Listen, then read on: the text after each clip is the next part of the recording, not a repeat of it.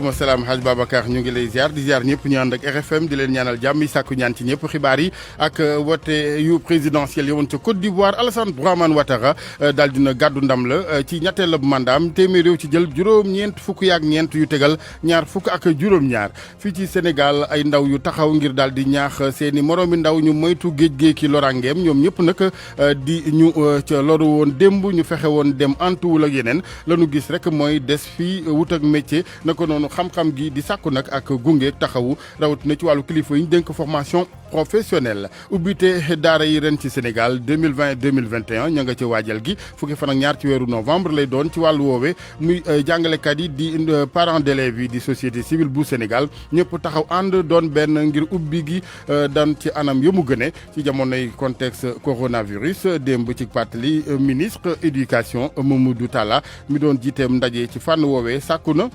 ci collectivité territoriale yi ku ne dugal ci sab loxo mu ngi ko xamle jamono ñu doon jiite séminaire ci wàllu ubbite l'école bi nu dëgmal leneen ci xibaar politique laak werante gi ginnaaw dugguk Idrissa Seck ci mouvance présidentielle bu Sénégal jiite ji conseil économique social environnemental ku nekk na nga ko gisee ci langue aji politique yi ña fareek nguur gi ak ña ci opposition bi ni ngeen ko di seetloo ci kanam tuuti ci wàllu reportage ña àndeek président Sall rafetlu ak dikkam opposition bi gis ne mbetteel lanu ci am ci technique bi Abdoulaye Diop.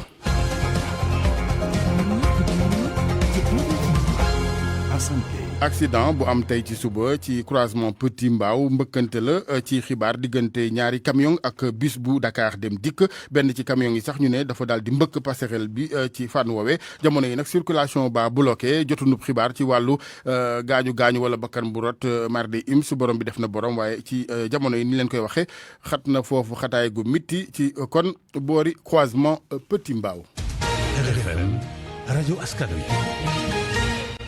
téeméer yoo jël juróom-ñeent fukki ak ñeent yu tegal la gàddu ci élection yi ca Côte d'Ivoire moom njiit la fa ba fii président Alassane Dramane Ouattara dañu fay dem sax ak suñu ndaw Hadj Seydou Nourou Ba. ca mujjantal ga niki démb ci guddi la commission électorale ba mujjee joxe résultat yi ne daal résultat provisoire yi kii di Alassane Ouattara moom moo jiitu ci 94,27%. buñ nag jëlee ñi nga xam ne ñoo demoon voté ci bile élection téeméer boo jël juróom fukk ak ñett la buñ sukkandikoo ci ñii di waa commission électorale indépendante di waa CEI résultat yi nag ba tey moom la daal di validé ci nag fàttali niki altine gannaaw élection bi opposition ba nee nañ dinañu amal ab gouvernement de transition gannaaw élection bi. kii daal di konam béjee moom moo koy jiite niki démb ba tey dara yënguwul fii ba juróom waxtu jotee daanaka ñëpp a wàcc wutali seeni kër daanaka bureau yeeg marché yi kenn desu fa woon Abidjan nekkoon li ñuy wax ville morte ba tey ci suba ci 7 heures dara yënguwu fi Union africaine ak CEDEAO nag démb amoon ay waxtaan jàpp ne élection yi ba file ñoom seen liggéey mat na bu amee kay ay jafe-jafe ci acteurs yi lay jógee waaye ñoom seen bamba massé na ñuy nag waa communauté internationale def seen liggéey fexe ba nguur gi ak opposition ba daal di toog waxtaan ngir déggoo daal di am mu nekkoon fii ci Abidjan Seydou Nourou Ba ngir RFM. jërëjëf Seydou Nourou élection yeneen yu nuy xaar talaata tey jii ca Amérique ngir kon palok njiitu réew ba fa ñoom jàpp leen ni kon tey ci talaata ji la ay junni doomu aadama foofe ñu woo leen ca mbañ gàcce ya diggante président Donald Trump ma jiite réew ma ba fii ak démocrate bi di Joe Biden RFM dina ci ànd ak yéen ci lu yaatu RFM juróom-ñetti waxtu tegal ñeenti minutes. pour man RFM mooy rajo bi gaaw ci xibaar yu wóor. RFM xibaar yu wóor te wóor. ñi dëkkee cité marine Kër Massar ci Ndakaaru ñoo daal di mer ba futt li ko waral di ndox ya moo daal di ball wutali fa ñoom ndoxi taw yi rawatina ñoom nag dañoo gis ne du leen lu ko waral lu may liggéey yéen fay amal di ay infrastructure jëm ci ñot di ndox ma fa programme bu yittewoo ndoxi taw yenuy ñot di kon dalee ko émissaire ba ca lac bu Mbëbës noonu la ñu gisee ñu dem ci wàllu reportage ak ndongo kaa. cité marine doon quartier buy nuur ni nag lépp jàmm nekkee nag ca boor yi mujj ca Kër Massar. xëy ñu teg fi suñu bopp dañu am ay actes yoo xam ne ni dañu ko dérivé par l'autorité. gox bi nag daal dee sës rëkk ak lii di décharge bu Mbëbës ci benn ci kër yi nii tabax ñu daal di ci yéeg. ci kaw terrasse bi ci ki fii gan la muy jàpp moo di lii di lac bu Mbëbës moo daal dee débordé daal dee inondé nag yii di kër yi Amadou Sall mooy président association bi ëmb nag ñi dëkkee ci cité marine. lu fees lu ëpp tuuru ndox mi nga xamante ni bii moo fi nekk tey nangu suñu kër yi nangu aussi suñu terrain yi nañu dindil fii ndox mi. jaaxle dëgg ni moom la ñu def ñu ne li leen ko yóbbee moo di liggéeyu projet yi ñu fi bàyyi te mu tëw a àgg. dañu interconnecté bassin yi def canal boo xam ne bi daf leen di yóbbu ba ci lac bi le lac naturel de Mbeubeuss mais malheureusement canal bi dañ ko andi ba biir Médina Gana Sarr ak cité marine Kër Massar def foofu déversoir bi léegi nag lépp lu ñu xëccee bassin de rétention yi ci biir canaux yi loolu dafay ñëw impacté suñu dëkkuwaay léegi nag nee nañ projet 1 boobu jeex na station de pompage bi nga xam ne mën ko dañ ko def ci lac bi mais il se trouve que station de pompage boobu doxul. station de pompage bi ñu daal di fay dem waaye foofe it machine yëpp daal dee taxaw. déggu fi benn machine buy daw déggoo fi dara. Amadou Sall ni du dëgg du yoon machine yi warta taxaw ndax quantité ndox bu bari bi nga xamante ni moo fiy tuuru si bés bu jot. defuñ ko fi xanaa pour meubler dañ ko fi def pour muy dox pour soulager les populations. ñoom ñi dëkkee ci cité marine ni lii mbir mu nuy joytu la ndax jàpp nañ ni fi mu toll nekkatuñu ci kaaraange. ñi xaw a jege ndox mi ñi dëkk ak ay jaan ak ay yeew ñoom ñoo ne gis nañ ko ndox mu bon ak mbalit bu ñu jaxasoo musiba la. Ndongo Ka Kër Massar rajo Futur Media. Ndongo jërëjëf ñu dem ba bët gànnaar bu Sénégal ci ñu yëngu ci wàllu mbayam ceeb ma foofee ca diwaanu Ndar dëkk yi di Jawaax ak Mbundoom daanaka téeméeri jël fanweer ya ci lii di tool yi ni di bayee daal dinañ ko ñàkk ndax lu jëm ci wàllu ndox meek waame gi ña ngay sàkku nag ak taxawu ci kilifa yu Sénégal ci seen kàddu Talam Mbodj ñu teewlu ko. bay nunu ci contre saison bi nga xamante ni moom lu ñu génn pourcentage bi nga xamante ni góob nun ko yàlla dogal na noonu ko góob ci rendement bu faible bu nga xamante ni ça tourne aux environs de 30% à l'hectare yàlla dogal na tamit am na ay tool yoo xamante ni ba suñu jon yàlla tey góobunu ko bi ñu jógee ci loolu méthode googu yëpp recensé nañu ñu joxe ko mais boobu ba léegi mënuñu wax amuñu suite de waaye gisaguñu suite hivernage bii nu nekk bay nunu ba yàlla dogal desul lu dul focc ak góob yàlla dogal na ay insectes ak ay jinax ñi ngi ñëw yàq production boobu te loolu rek lu nu wóoloo pour fay sunuy bor pour man dem campagne bii ci sunu kanam loolu rek lu nu wóoloo pour man dundal suñuy njaboot waalo masuñu ko dégg ci mouvement clandestin tool yi am na yu ñu góob dëgg la waaye yooyu ñu góob baisse de rendement bu métti ndax ba ci nekk bañ koy góob fekk na heure góob ko weesu lu mat weer wala weer lu teg président Macky Sall na xam ni nun ci suñu bopp loolu bu fekkente ni defu ko naka wér ni nun mënatunu bayatunu ceeb. dañuy des bët gànnaaru Sénégal diwaanu Ndar jamono yu ñenn ci ndaw fàq wutali tukki mi ci anam yu dëppoowul ak yoon seeni moroomi ndaw yeneen yu ko dund ay jamono am cay loraange ak yi xat-xat ñoom ñoo wàññiku di leen ñaax ngir rek ñu baax yoon woowee ca xam ne amul ak mucc lu may coono nen ñàkk nañ ci sax i xarit ak i mbokk ak i jegenaale moo waral ñu amaloon ndaje jëm ci amali ñaan ci ñoom way dawlu yi waaye it sensibiliser ñaax gune yi ci ñu bàyyi yoonu Barça wala Barsaq bi terewul it kilifa yi la leen war ñoom it mooy taxawu gune yi ci wàllum njàng formation professionnelle ngir ñu am métier ak yeneen leeral yi Mouhamed Nabi Silla tàggat ndaw ñi le ba ñu sowe seen bakkan mooy tumbëkk mi moom le mouvement pour la solidarité et le développement bi Wahab Diop jiite moom mi nga xamee ni sax ñàkk na ñett ci ay rakam yu dëkkoon ci jamat des ci gaal yi lee nanu dal te toog te xam ni géej gi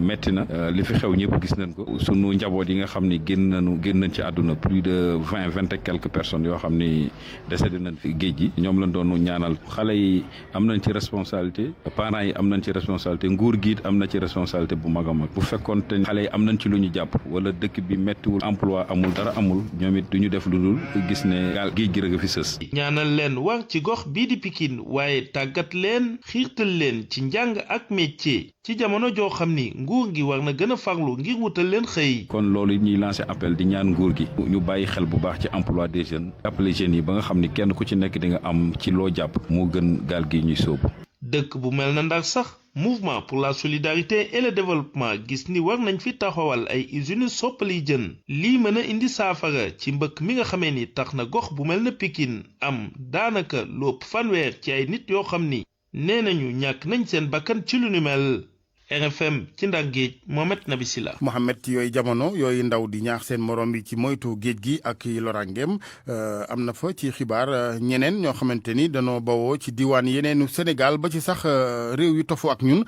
façon yéene dem bitim réew waaye ñu nga teeri Ndar daal dinañ gàntal seen pexe démanteler réseau boobee ñeent fukk ci ndaw candidat ngir tukki mi ci anam yu dëppwul ak yoon ñu ngi ci loxol yoon jamono yi foofu ca Ndar ñu ngay wërit ñi nu duppee ay passeur maanaam ñi leen di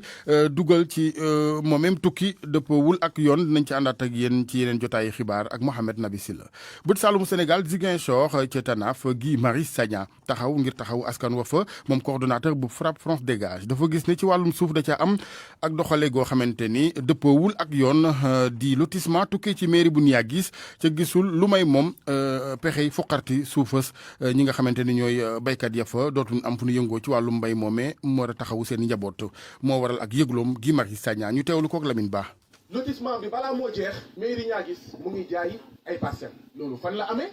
deuxième irrégularité ñoom xamaguñu luñ ciy am mairie Niaguis mu ngi koy jaay ay commerçant mu ngi koy jaay ñeneen ak ñeneen ci biir Ziguinchor deuxième irrégularité nga ñëw jël toolu béykat nga ñëw jël suñu toolu yaay yi suñu toolu baay yi ngay dagg seen garab dagg seen mango dagg seen garabu cajou ak ñoom seen fi ñuy béyee ceeb nga ne da nga koy séddale ay pàkk ñoom xamaguñu luñ ciy am ba pare nga koy jaay. dégg naa président de la commission domaniale bi muy falu benn vélo la amoon waaye fu mu nekk nii bu ngeen gisee oto wax dëgg yàlla bu leen waxee ngeen toog sax du ngeen toog ndax oto bi du mu mel mais il faut kooku ñu auditer ko il faut mu wax ñu fan la jëlee xaalis bi te ñun xam nañ fi ñu jëlee xaalis ndaxte suuf Sénégal c'est un moyen d'enrichissement illicite ñëpp ñu am xaalis d'une manière fulgurante au Sénégal et la Casamance n'est pas une exception ci suuf lañ ko jëlee caxatee suufu jàmbur jël suufu sàmmkat jël suufu béykat jël suñuy suufu baay jël suñuy suufu maam ñun ñooy golo yi daal ñoom ñuy baabu ni ñun ñuy béy ñoom ñuy dundee loolu la ñu wax ne dafa war a jeex may profité di laaj gouverneur ndax moom dafa am ci pàkk yi moo tax mu ne pat ndax gouverneur bu Ziguinchor dafa am ci lotissement yi moo tax mu ne muut monsieur le préfet du département de Ziguinchor ndax da nga am ci suuf si moo tax nga ne muut sous préfet bu Niaguis procureur bu Ziguinchor ndax ñun li ñuy dégg dëgg la da nga am ci suuf si moo tax nga ne ràpp tëj ràpp suñu ñeenti mbokk yi foog ñu wax ñu waaw. Guy Marius Sagna ubbite école bi ñu ngi ci waajal gi fukki fan ak ñaar ci weeru novembre lay doon ci wàllu woowee ministère bi ñu dénk njàng mi taxaw na ànd ak jàngalekat yi waajuru ndongo yeeg société civile bu Sénégal ngir lii di ubbi tey jàng tey mu doon lu jëmm ci daara yi ñu doxale ko boole ca moytu ak jamonoy pandémie coronavirus gi nu ne ci wàllu woowu it ministre bi ñu dénk njàng mi woo ñii di collectivité locale yi ñu daal di ca sóob ñoom it seeni yoxo Mamadou Talla moom lañ dénk njàng mi kon ñu teewlu kook Abdourahmane Diallo. Année scolaire bi su si yàlla àndee le 5 la enseignants yi ak administratif yi ñooy ñëw et le 12 incha allah élèves yëpp ay ñëw donc le 12 ouverture la boo xam ne c'est ouverture koo xam ne ça concerne tout le monde donc di wax rek rencontre bu mel ni rencontre bu am solo parce que fii amul benn partie boo xam ne mu ngi si communauté éducative nekku fi jéem a seet nan la ñu war a fexe comme jóge nañ si année boo xam ne année bu particulière ñu ngi sant yàlla am nañu ay résultats yu baax. suñu amee résultats yu baax yooyu c'est parce que tout simplement dynamique bi am fi tey bi ngeen gis ni moom la ñu doon utiliser ñu ànd defar ay proposition yàlla def si ñu am méthode boo xam ne bu baax la bu ñu xamee ne classe d'examen yi réduire nombre yi jox enseignants yëpp ñëw ñu encadrer ñu am ay résultats yu baax. léegi nag ñu ngi def bilan bi année bi passée jéem a seet également nan la ñu war a def pour que 4 millions d'élèves yi suñu ñëwee dès le premier jour mooy waa COSYDEP li ñuy wax ubbi tey jàng tey. ñun aussi dès le premier jour donc le 12 ñu mën a commencer enseignement apprentissage. ñun en tout cas dinañu jël toutes les dispositions maa ngi lancé appel ci parents yi collectivités territoriales yi enseignants yi ñëpp acteurs yëpp que ñu redoubler vigilance ñu mën a recevoir xale yi dans de bonnes conditions mën a transmettre suñu enseignement apprentissage yi. ak RFM kumpa jeex na. ñu waxtaanee politique ak dugg parti réew mi ci gouvernement bu bees bu Sénégal di li nga xamante ni mooy gisewaat gi ak daje gi diggante ñoom parti réew mi ak APR ak njiitam président Sall ak rafetlu moo ca am ca diwaanu Thiès Abdou Mbow ak i naatangoom doon ci daje ak taskatu xibaar yi ci teewaayu Cheikh Anta Diop. ñeenti ministre la département bu Thiès am. Thiès bokk na ci dëkk yi président Macky Sall gën a fonk loolee di ay kàddu yu Abdou Mbow rotal di responsable APR fii ci diwaanu Thiès. dafay wane président de la République jox na gëdd bu baax suñu département bi suñu région bi te loolu nag jàpp naa ne opportunité la boo xam ne lu am solo la Yankhoba Diattara bi nga xamante ne nii aussi ci réew mi la bokk tey jii mooy ministre de l'économie numérique mooy poste bi nga xam ne moom la suñu sœur Ndeye Tické Ndiaye Diop jël donc dañuy wax ne ba tey dërëm bi génnul gaal dañ koy rafetlu di ko encourager di ko ñaanal aussi yàlla jox ko ay réussite. barki Demba Ndiaye man mu def ma premier vice-président à l'Assemblée nationale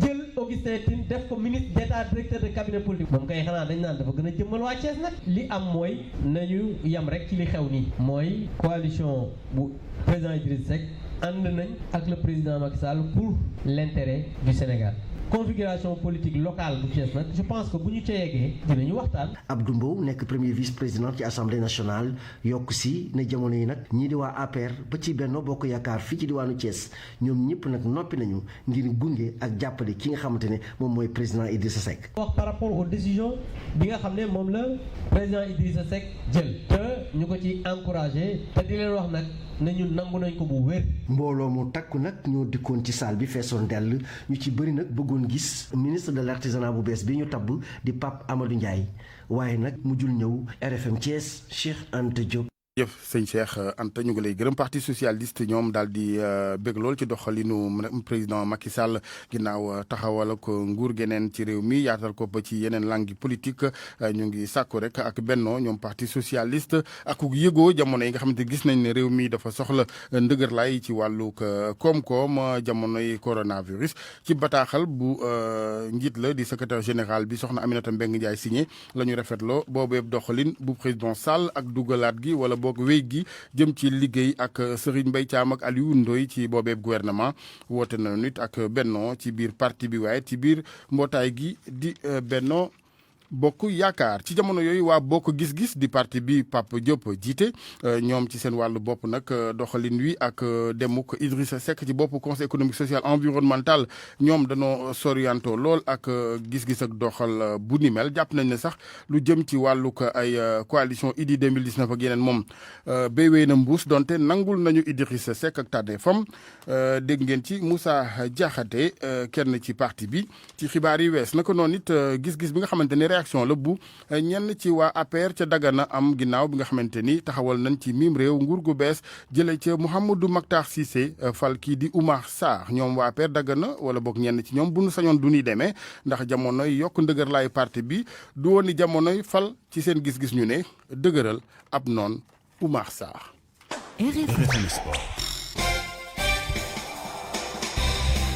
Sport gi Youssouf Bodian maa ngi lay ziar Youssouf. di la delloo ziar Aïssa. ñu tàmbalee lamb ji ak lu lamb yëpp di xaar njiit ak ñamuy liggéeyandool ñu bees yu CNG bi. kii remplacé kon Aliou Sarr daal di ko wutu ci boppu CNG bi ñu ngi xaar kon ministre des sports wax kan la tànn ñu jàpp ni kon fi mu toll nii association yi nga xamante ni ñooy yëngu ci wàllum lamb ji rawatina amateurs yi ñoom it am nañu loo xamante ne lu bëri lu ñuy xaarandi ci njiitu bees CNG boobule. association des amateurs authentiques ki ko jiite di président bi di Amadou Mbaye ñu déglu ko ak Malal Jean Diagne. président bi ñu war a fal moo di nit ku intégré la war a doon war a nekk un manager war a am une capacité l'un dans l'autre aussi il doit avoir un background c'est-à-dire war naa jàng mu sori parce que président fi war a ñëw normalement war na defaraat ay teg yooyu il faut nga xarañ pour mën ko def yi ñuy xaar ci moom nag dina xaw a bëri mais yi ci yëpp solo mooy que ni normalement dañu war a dem fédération parce que dañuy préparer les Jeux olympiques de la jeunesse loolu moo war a tax que ni président fii war a ñëw ak équipe am sax lay wax il faut ñu préparer de base mën a nekk fédération te loolu du yomb parce que lamb dafa spécifique ci ñun donc fii dong lamb Sénégal amul feneen loolu nag problème yi fi am xam na ñoo bëri entre les écuries de lutte entre managers yi entre les lutteurs année yëpp boo ko seetee problème yooyu daf fi am mais man dina am benn point aspect boo xam ni bu may ci tenir tellement compte mooy lan arène nationale bi ñuy defar di 32 milliards dañ ko war a utiliser à bon escient c'est-à-dire équipe bi fi war a ñëw dinaa leen woon proposer def agrément tëgg fa lamb comme ni ñuy defee les agréments à bés pour mën ko gérer loolu bu ñu ko defee ça va être bénéfique pour le Sénégal parce que impôts yi ñu daan rëcc yëpp promoteurs yi impôts yi ñu daan rëcc ci mbër yëpp dinañ ko mën a récupérer parce que moi en ce moment là dinañ mën a am la situation juste des cachets des lutteurs. gannaaw lamb ji Youssouf wàllu athlétisme ak li nga xamante ni mooy coronavirus gi dama amee njeexite ci seen calendrier ñoom fédération bi. ren compétition yi du demee comme ni mu demee woon daaw dina gën a néew kon yi nga xamante ni am na ci au plan national waaye dinañ def ay jéego ngir gunge athlètes yi nga xamante ni ñooy teewal Sénégal ci compétition yi am ci Afrique wala ci àdduna bi ñu déglu ci ki jiite fédération sénégalaise d'athlétisme di Sara Wali. compétition yooyu ci ñaari pàcc la am na compétition yoo xam ne ci réew mi lañ koy organiser am yoo xam ne bitim réew lañ ko organiser yi ñuy organiser ci réew mi nag li ñuy wax compétition sur route la mooy xale dañuy daw ci mbedd yi nekkul ci stade bu fermé kooku mois de janvier yëpp moom la ñu organiser le 8 février la ñu compté organiser championnat nationaux yooyu bu ñu fa jógee nag doog a organiser ay championnat ci stade yi am na championnat yoo xam ne si moom lañ jagleel xale yi yooyu ñu ngi koy organiser mois de mai 31 mai yi nga xam ne moom lañ jagleel mag ñi yooyu mois de juillet lañ koy organiser loolu lañ bëgg am na meeting boo xam ne aussi meeting UMOA la Dakar lañ ko bëgg organiser pour commencer meeting Dakar bi pour fexe mu ñëwaat mais ci meeting mu taw boobu lañ bëgg a commencer su fekkee toutes les conditions sont réunies. bon am na aussi sur le plan international am na compétition yoo xam ne si bëgg nañ ci participer mooy compétition championnat d'Afrique yi d'athlétisme yi du 24 au 28 juin yi ñu organisé Algérie am na championnat du monde U20 yi du 7 au 12 juillet yi ñu organisé Nairobi am na Jeux olympiques yi aussi yi ñu organisé Tokyo du 24 au 9 août. ñu waxtaanee wàllu football ci Europe ak Ligue des champions bi démarré 3e journée am ngoon. Real Madrid benn poñ la am ginnaaw ñaari match dina jéem kon jógaat ci kanamu Inter Milan bu 20h jotee Sadio Mané ak Liverpool ñu ngi ca Italie Atalanta Bergame la ñuy dajeel grec yu Olympiakos ak Pape Abdou Cissé yu dajeek Manchester City 20h FC Porto bu Mamadou Loum Ndiaye di dalal Olympiakos bu Olympique de Marseille kon lay doon di ay match yoo xamante ne mu ngeen ko déglu incha allah ci rajo Futur Média. Diego Maradona moom jamono yi mu ngi hôpital ndax dafa feebar nee nañ dafa sonn te dafa amee anémie ba tax na kon moom ancien numéro 10 bu Argentine jamono yi ñu ngi koy hospitalisé foofule ca Argentine kii di Ryan Giggs ñëpp ràññee ko ci Manchester United moom nag jamono yi mu ngi ci loxo police britannique bi li ko waral nee nañu dafa kon bundu xatal ab jigéen bu tax na kon ko police ñëw teg ko loxo moom Ryan Giggs ndax jamono yi moom mooy sélectionneur bu Pays de Galles di équipe ñoom Gareth Bale dëmb ci mardi bi tey ci mardi bi sax la waroon daje ak tasatu xibaar yi ngir joxe liste joueurs yi nga xamante ni ñoom la convoqué ci match yi di ñëw ci Pays de Galles match amical la ñu amal contre États-Unis waaye tamit préparé Ligue des Nations seen diggante ak Irlande ak Finlande waaye dañ ko mujjee annulé fédération bi jël dogal boobule ndax police kon wax na ni dimanche ci guddi la benn jigéen woote wax ni kon am na ku koy bundu xataal kon moom Ryan Giggs boobu la ñu ngi ko teg loxo ngir te enquête xool yëf yi kon fu muy mujjee Hadjasan. jërëjëf Youssouf loolu moom bokkul ak football bi. waaw bokkul Youssouf Bodian moom dafa am solo trop. Ryan Giggs il est emblématique pour Manchester United. def na fa rëy. moo tax mu waroon gérer ciwoom googu nag ak solom googu. jërëjëf Youssouf. pour man RFM mooy rajo bi gën a jege askan wi. RFM rajo bi jaamu seen soxla. ñu yegg seeg yéen ci chronique culture beeg Anna Rocha. mag leen di nuyu. court métrage bu mujj bu réalisateur sénégalais bi di Moli Kane mu tuddee ko Les Tissus Blancs daal dina amaat ndam bi la yoon fële ca festival El Gouna bu Égypte. muy kon ñetteeli raaya bi nga xamante ne court métrage bi mu ngi koy am réalisateur sénégalais bi nee na moom fas na yéene tegaat film bi en compétition ci yeneen rendez-vous cinéma yu ci mel ni FESPACO ñu déglu ci Moli Kane. di am mbégte rek ci prix bi nga xam ne sama film bi Les Tissus Blancs am na ko ci réewum Égypte mu nekk nag prix bu mag bu nga xam ne dama ci sant yàlla. di wax nag dem su film bi amee dafa am ñu ci jàpp muy acteurs yi ci joué ak équipe technique bi ak ñi nga xam ne tamit ñoo génnee seen xaalis def ko ci ñoo ñëpp dañ leen di remercier di wax ne prix bi aussi daf may soññ rek pour que mu gën a continuer di liggéey gannaaw bañ wanee film boobu fële ci réew mu naan Toronto ca Canada ak Namur ca Belgique film bi dañ kaa def pour que nit ñi gis ko fépp ci àdduna bi rawatina Afrique bii ñu dëkk kon ñoo ñu waajal ci yeneen i xew-xew yu am Afrique ngir jébbal leen ko rek jogante pour que Sénégal amati ndam ndax moom mooy suñu yitte Sénégal di am ndam. ca Burkina moom tëj nañ édition 2020 Recréatal mu di festival boo xamante ne théâtre lañ ko jagle édition bi nag meluloon ni yeneen yi ndax bas mi Babacar Faye moom metteur en scène de théâtre la nekk itam animateur culturel ca université Gaston Berger bu Ndar teewee na xew-xew bi année bi. ren dafa am ci anam boo xamante ni du anam bu yomb ndax feebar bi di coronavirus ñi nga xamante ni moom lañ daan xaar ci ay spectacle ci ay doomu aadama ay professionnel maanaam ñi nga xamante ni dañuy bind pièce de théâtre ñi nga xam ne dañuy monter ay pièce de théâtre ak ay comédien ñu bare mujj ñu ñëw ndax li ñu war a xam mooy Burkina Faso ubbeegul ay frontière am ndax pandémie bi ak yeneen dëkk yi moo tax li nga xamante ni di théâtral bi ren ji daanaka demewul naka mu waroon demee waaye ñun tamit li nga xamante ni moom moo ñu fi indi woon maanaam ñu gisee ñoo xamante ne daañu yokk suñu taxawaayu théâtre suñu réew muy ay professionnels ñun ñooñu am na ñu ci gis ñu am solo ay directeur de théâtre mën leen proposer li nga xamante ni moom mooy suñu liggéey bi nga xamante ni moom la ñuy def pour que bu fekkee ni génn nañ ci feebar bi donc incha allah en 2021 ñu mën a def ay tournée def ay rencontre ak ay li nga xamante ni moom mooy ay formation. di ko jaajëfal di leen jaajëfal yéen it mbokk yi ci déglu bi dig daje ëllëg incha allah.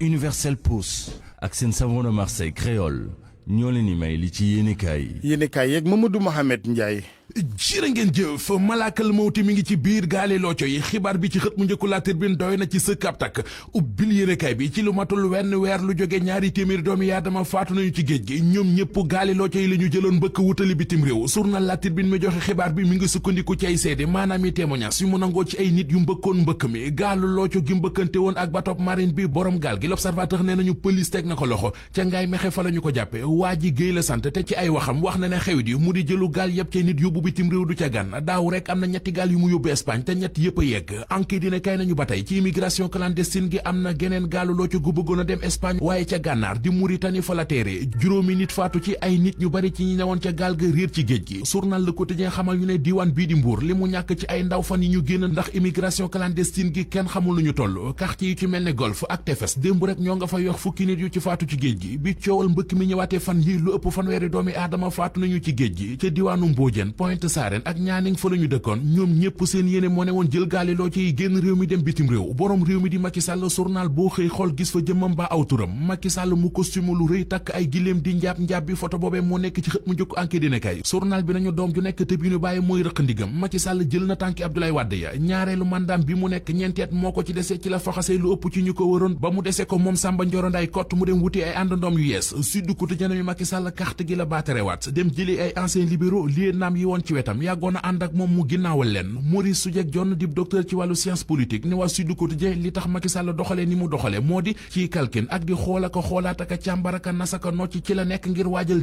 2024 le témoin nañu wax jàngooge Macky Sall ak toogom di photo yam ci la bëgg a waggar belende ko ba mu dëgër toog di xaar 2024 ci àndandoom yu yees yi kenn ca di Idrissa Seck L'Observateur nee nañu ak demam ca Macky Sall bari na ñu mu bett ak ñu mu neexul bokk ci ñoom professeur Amsatou Sow Sidibé muy wax ci xët mu njëkk journal bi ne lii dafa ëpp te lu ëpp tuuru li Idrissa Seck def Amsatou Sow Sidibé ne déception nationale la Pape Diop njiital bokk gis-gis bokkoon ak moom coalition ci présidentielle yi 2019 yi ne moom dugg parti réew mi ci gouvernement bi yëgu ci woon dara Hélène Tine ne ko manit kasaalika ci presse bi laa ko yëgee comme ñëpp jugee leen fi ma teg fii Idrissa Seck Le Quotidien nee nañu dafa mel ni kii di Macky Sall noonee la defee ba mu jaral ko mu jëlug baleem fal ak ñoom Aminata Touré ñoom Boun Abdallah Dionne Amadou Ba Aly Ngouille Ndiaye ak Mouhamadou Makhtar Cissé ndax di ragal ñu wutu ko Le Quotidien di laaj ndax Idrissa Seck mu indi ba def ko njiital conseil économique social ak environnemental gënut a garaaw ñooñee ndax nappiwul ki ko war a wuutu ba indi ko te bàyyiwu ci xel dugg Idrissa Seck ci gouvernement bi journal Le Quotidien nañoo tàmbali naa jur ay grand problème ci biir grand parti ne indi nag juuyoo xaat ci diggante Alaaji Malick Gakou ak Malick Gueye ministre intérieur Antoine Félix Diome ñooñuy Khalifa Sall yi ñoo ngi koy ŋàññi xaat te toogagul Vox Populi nañu Moussa Taye ak i gaayam nee nañu jarul muy yebbi ay bagaasam ne démissionné ndax doyu leen li tax ñu wax ko moo di dañoo seetlu ne jëf ju ñaaw ju Macky Sall def ci réew mi rek ñaare boo xoolee loxob Antoine Félix Diome ma nga ca moom Antoine Félix Diome war a bokk ak Omar Sarr ndajam conseil des ministres journal Walfadjri mel ni ku ca yëm ndax nee nañu ba muy nekk ci cour répression enrichissement illicite moom lañu santoon ngir mu topp Omar Sarr lu ñu tu ko ci coowal des biens mal acquis mu di teranga ju leewul ji ñu ko doon jiiñ ku ñuy jiiñ ak ndëmm muy soccoo yeelu gone Source A nee nañu moo di Mansour Faye ndax 2012 ak léegi poste ministre bu ko Macky Sall teg rek xaalis ak fay xeeñ ginnaaw délégation générale à la protection sociale ak solidarité nationale moom mi ñu gën a cëral ci république bi di Mansour Faye garde PUDC Promoville programme Puma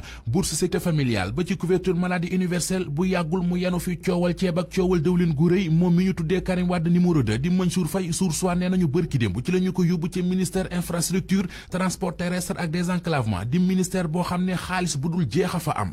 Universel Pousse ak seen savon de Marseille créole ñoo leen doon may li ci yéenekaay yi. jërëjëf Mamadou Mohamed Ndiaye jërë ngeen jëf mbokk yi xibaar yi la woon ak RFM bokkoon na ci ne ay xibaar ba ca tukkee ca sunuy dëkkandooy Côte d'Ivoire ci élection présidentielle yi fa woon Alassane Dramane Ouattara ma jiite moomeem réew daal dina jàll ak ñetteelab mandat téeméer yoo ci jël juróom-ñeent fukk ak ñeent yu tegal ñaar fukk ak juróom-ñaar loolee la commission bi ñu dénk wàllu élection ya foofee ca moomeem réew daal di génne ne ay résultats fii ci Sénégal ay ndaw yu taxaw ngir ñaax seen moroomi ndaw ngir ñu daal di wan ginnaaw ba lii di géej gi barsaq ak i lorangeem ñenn ci ñoom dañ caa nekkoon ni jamono ay victime loru ca amit ay jege ñaal yu ca faatu xam nañ ni yoon woowee du yoon moo waral ñu sàkku ci ndaw yi ñu daal di des fii am métier wut xam-xam ngir daal di fi yëngu te it kilifa yi gunge leen ci wàllu formation professionnel école bi dina ubbi incha allah 12 novembre di ubbi teg ren gi 2021 ci wàllu woowu nag ñu ngi ci waajal gi muy jàngalekat yi di waajuru ndongo yi di société civile bu Sénégal lépp yéene bi di benn fexe ba baat bi di ubbi tey jàng tey doon lu jëmm Mamadou Talla mi nu dénk njàng mi sax démb mu ngi di ko fàttali collectivité territoriale yéeg lañ ci war ne ak soobu ngir lépp mun a daal di yemb ñu ubbeeg jàmm ngir gone yi ak seen ëllëg ci technique bi Abdoulaye Diop El Hadj Assane ci micro bi ñu ngi leen di ñaanal kenn lu jàmm mbokk yi ziar gërëm bu baax